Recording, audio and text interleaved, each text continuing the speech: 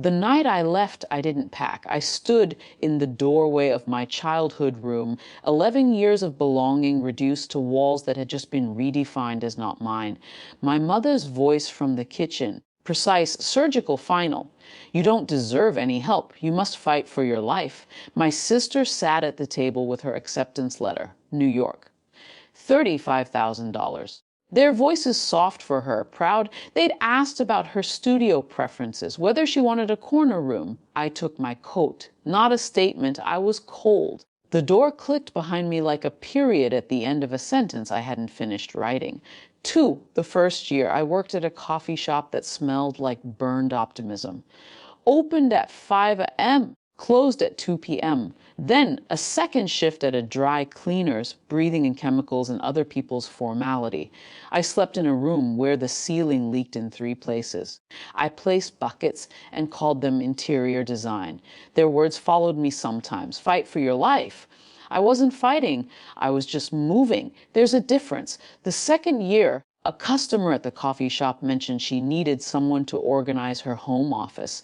She was overwhelmed, embarrassed by the chaos. I went on my day off.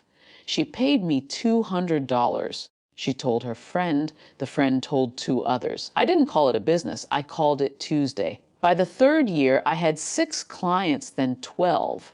I stopped the dry cleaners, then the coffee shop. I wasn't making money. I was making space for people who'd lost theirs.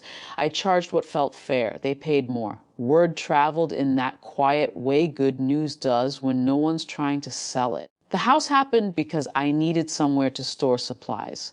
A small place with good light and a basement. I saw it, did the math 3 times, and still didn't believe the number. I signed papers that felt like someone else's signature. I didn't tell my family, not because I was hiding, because I'd stopped translating my life into their language.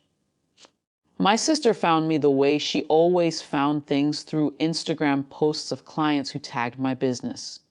She didn't call. She didn't message. She drove.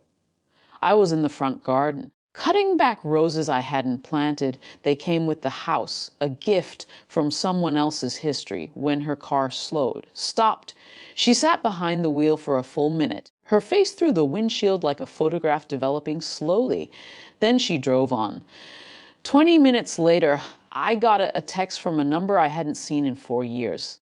Dad wants to know if that was your house. I didn't reply. The phone call I wasn't meant to hear came through a pocket dial. My sister crying, my father's voice confused, the words fragmentary, caught in static and distance.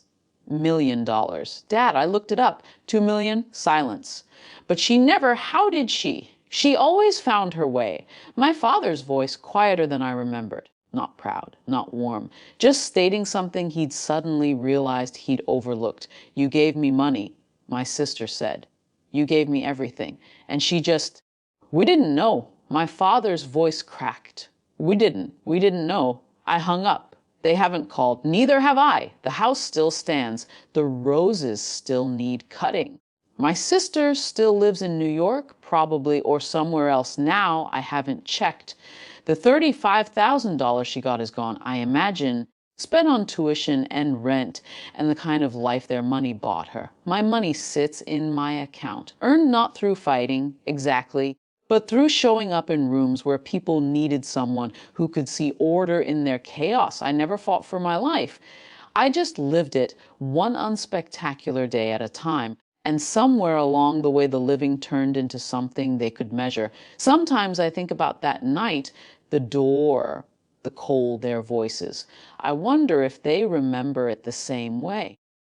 If they've played it back, the way I have, and noticed details they missed, the way I didn't argue, the way I didn't cry, the way I just put on my coat and left like someone who already knew what they were walking toward. But I didn't know I knew nothing. I just kept moving.